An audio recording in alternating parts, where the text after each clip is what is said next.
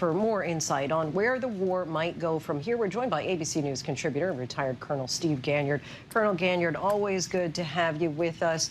What are these atrocities showing us about the way the war is being carried out in Russia or by Russia? Soldiers had to realize what they were leaving behind. Is what we're seeing in Ukraine in line with what they've done in other areas like Syria or Chechnya?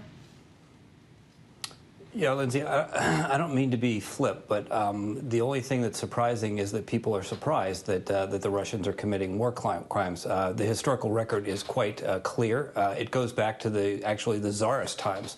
When Russia invades other countries, they rape, pillage, and burn as part of a way to intimidate and to terrorize the local population. So we've seen it more recently, to your point, in Afghanistan, in Chechnya, we've seen it in Syria, we've seen it in Africa, and now we've seen it in Ukraine. So this is the Russian army, it's what they do, and it's right in line with what they have historically done. And Putin really doesn't care. I mean, we need to understand that he doesn't care what people think about him. He is about the power, and he thinks that this is effective. And moreover, he's never been brought to heel, and his military has never been held accountable. So they're going to continue to do what they think they need to do and what they think is effective, and basically thumb their nose at the rest of the world. With Vladimir Putin accused of these war crimes, though, at this point, does it make it more difficult for Zelensky to try to find resolution through peace talks? Sure does. I mean, Zelensky cannot compromise at this point. He cannot go out and say, okay, I'm ready to have peace talks and sit down with Putin. So this has the effect of actually prolonging the war. But maybe that's what Putin actually wants. Maybe, as Mary was talking previously, maybe that is what the administration is expecting, that Putin will continue to move for months, if not years, on this grinding ground war that it will probably take place mostly in the Donbass region. Is that also your assessment, that this is probably not just a months, but potentially years?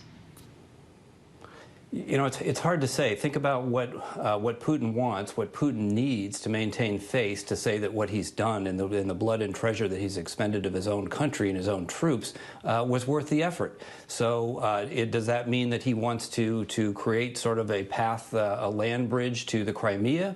Is that enough for him to retake all of the other 2/3 of the Donbass that his separatists didn't own? I don't know if any of that is going to satisfy him. It really would be a high price to pay for really not much land and not much strategic value. On the other hand, you have the pressure that is on the Russian economy. So the sanctions that have been put in place are quite severe. Now, you and I have talked about this in the past, that sanctions either take a long time to work or they haven't historically worked very well in the past. But given that the whole world seems to be behind these sanctions, that perhaps only the Chinese are going to cheat on them, and I think the sanctions eventually are going to take their toll, and there's going to be, at some point, there's going to be some pressure on the Russian economy. Perhaps in May, it's the next time that a loan or a debt could default. But I do think that the continuing pressure on the economic front is at some point going to force Putin to make that decision. We know the Russians in the past have been more than happy to go under a regime of deprivation and to make sacrifice. So maybe he talks his people into saying we're going to have a whole year of economic downturn, and we're not going to be able to fly anywhere. We're not going to have any airplanes because this is important. Remember, Lindsay, that his approval ratings are sky high. It's incredible. He is seen as been doing the right thing and standing up for Russia, and so the way the Russian people perceive his performance is quite different from that of the rest of the world. And as you know, Chairman of the Joint Chiefs of Staff Mike Milley testified today to the House Armed Services Committee and criticized Russian officer training, comparing them to better trained Ukrainian junior officers. Is this just a dig, or is there something really more to this? I think there's something to it. The Russians have failed in spectacular ways on the battlefield, but the most important ways have been in things the unsexy parts of being able to have a combat force, and that's such as logistics. We've seen them run out of gas some 20 miles, 30 miles into Ukraine. The maintenance has been terrible, but most importantly is leadership, and this is why the U.S. and Western countries spend so much time on leadership and developing their people and the capacity of their people. In Russia, the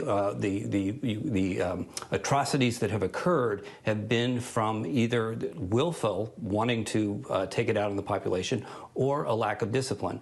U.S. and most Western military spend a lot of time on discipline and on training and having good leadership at the small unit level, because that's the only way in war, when emotions are high and terrible things are happening, to prevent atrocities on the battlefield. So in some ways, the failure of leadership within that's causing these atrocities is indicative of the broader failure of leadership of the Russian military. Again, I've talked about this for weeks, the spectacular failure of a military that people thought would be the second or third largest and most capable in the world has been incredibly incompetent. And it's been the things like logistics and training and basic maintenance that has been at least the beginning of their downfall. Colonel Steve Ganyard, we thank you so much for your time. Thanks, Lindsay. Hi, everyone. George Stephanopoulos here. Thanks for checking out the ABC News YouTube channel. If you'd like to get more videos, show highlights, and watch live event coverage, click on the right over here to subscribe to our channel. And don't forget to download the ABC News app for breaking news alerts. Thanks for watching.